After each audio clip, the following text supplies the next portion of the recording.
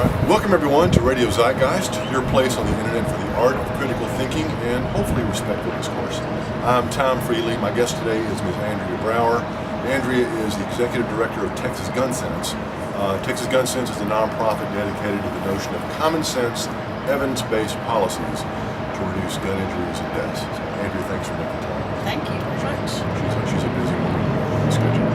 Andrea and I met at a University Methodist church here near the school in Austin before the holidays. It was a night commemorating the tragedy at Sandy Hook. And I think we actually there was a young woman who goes to UT who lost her young brother. That was a very moving thing to watch. You got up and spoke. I learned a little myself that night. You want to talk maybe a little bit about, I think Texas Gun Sense, it's people who, what I call, are emotionally connected to this, and that they have lost people or close to those who lost people in different tragedies.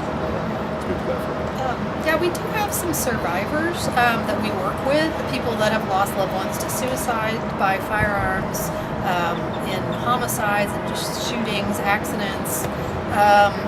We have someone that got shot herself in the 90s.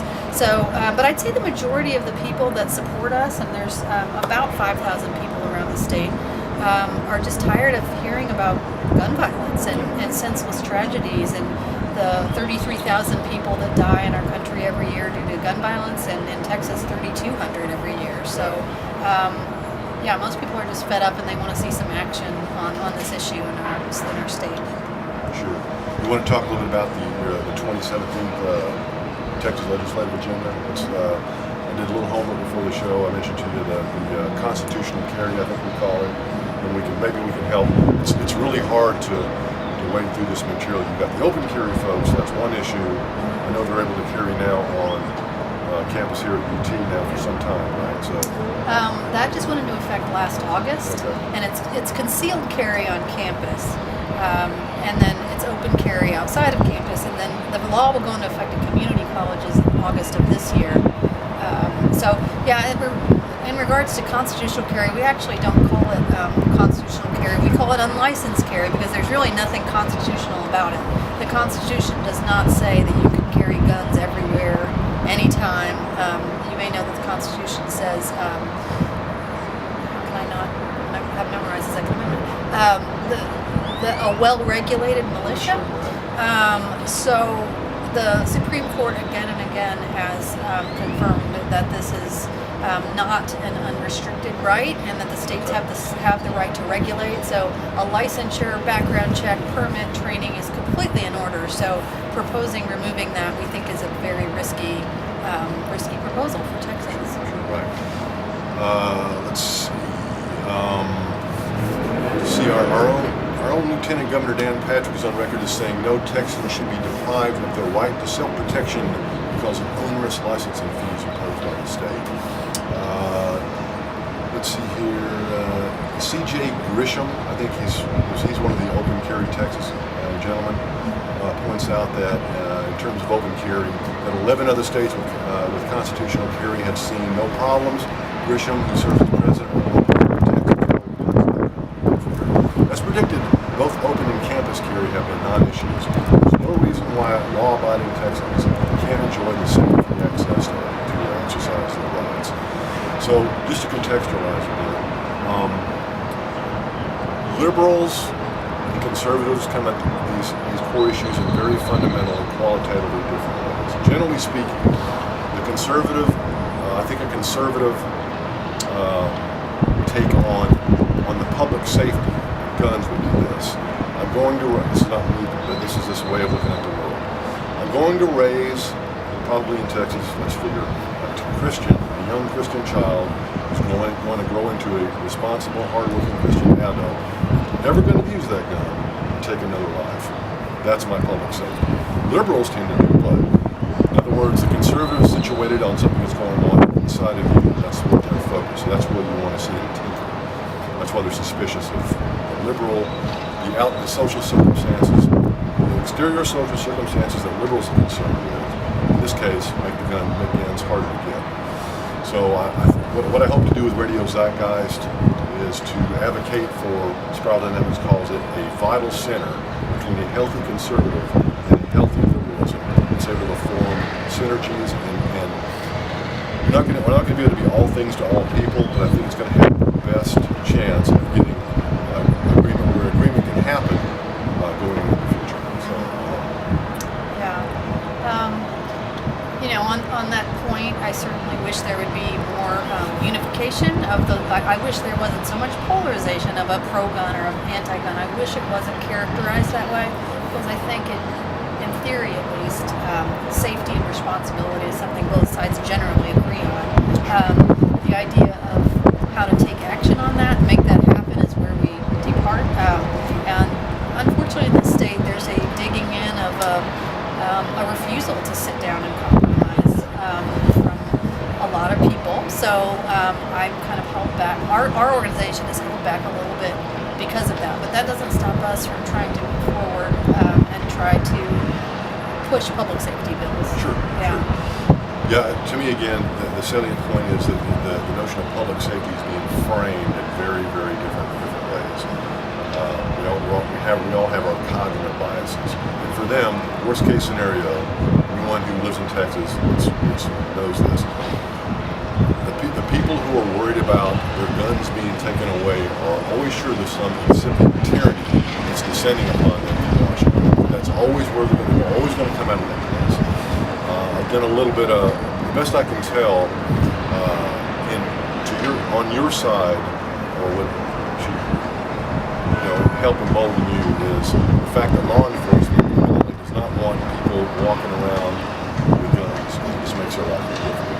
That tragedy several months ago in Dallas, where that Iraq veteran shot up all those people during the Black Lives Matter protest. I grew up in Dallas.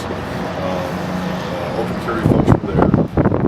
To them, it's a victory because none of them were shot. They themselves didn't shoot anyone. They just had their guns and dispersed and let law enforcement in Dallas take care of it. But evidently the police chief, the current, his name escapes me, the police chief of Dallas, Texas right now, to say the least, sees his job made more difficult by people wandering around with guns that he has no control over. So. Yeah, and I would agree with you, and I talk to a lot of gun owners, and most of them prefer concealed to open. It's not very strategic to be walking around with your gun if you do think you need it to protect yourself. Right. There's certainly been cases of people leaving their gun in the bathroom, or somebody grabbing their gun, or theft, and having it used against you. So I wouldn't say that there's been no consequence to open carry and campus carry. There have been accidental discharges. But I will say there haven't been that many people carrying in Texas. So, luckily, we haven't had a whole lot of tragedies or anything. I will also say in those other states, if C.J. Grisham is saying that 11 states have it, which they do, to say that there's no consequences of that, I can tell you that through the research I've seen, states with stronger gun laws have lower gun death rates, and states with weaker gun laws have higher gun death rates, and I've got the stats on that.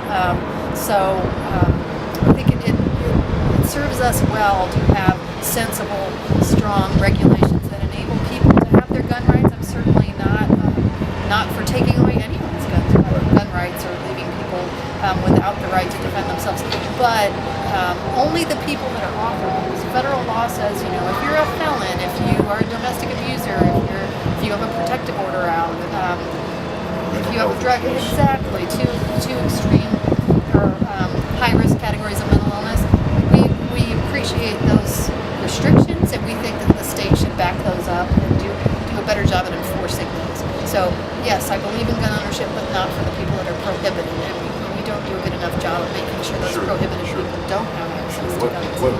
To your point, what I've looked at as well confirms that is the idea that you're much more likely to have your gun taken away from you when you have it squirreled away in the house waiting for some intruder.